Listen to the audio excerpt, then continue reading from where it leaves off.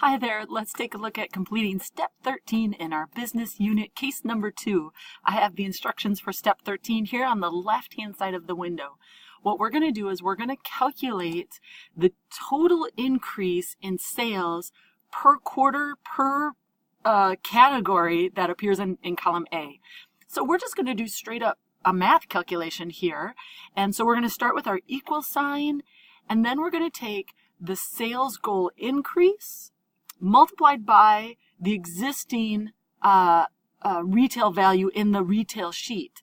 So we're going to do equals left-hand parentheses, and then I'm going to take the sales goal increase sitting in cell B1, so I'm going to click on that, plus 1, because we want to have the grand total. We don't want to know just the increase. We want to know the increase over the existing retail sales. Okay, so I'm going to do plus 1. I'm going to wrap up that parentheses because I want that math to happen first, right? That's our order of precedence.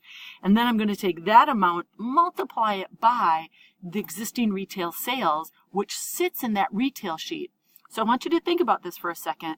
I'm in my formula. I'm building this formula. I'm still active in this formula.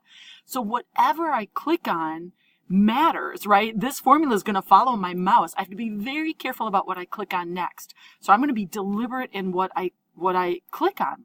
I'm going to click specifically on the retail sheet and only on B5. And if you look up in the formula bar, you'll notice now that that cell address is used in my formula. So I'm not going to click on anything else. I'm only going to press enter on my keyboard to be done with that formula. So great, there's my answer. Let's move back up to cell B5 and take a look at this. We're not quite done, right? We still have to think about what needs to be an absolute reference and what needs to be a relative reference.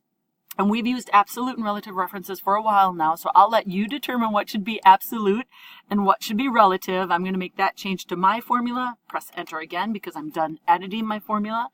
And now when I carry this over through quarters 2, 3, and 4, I just want to take a look, make sure that those answers seem appropriate, right? They should be roughly 13% above what they were before.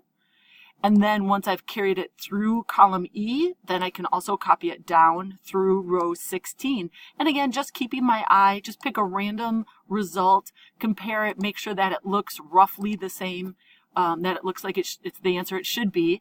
And if you have any other questions, feel free to email me.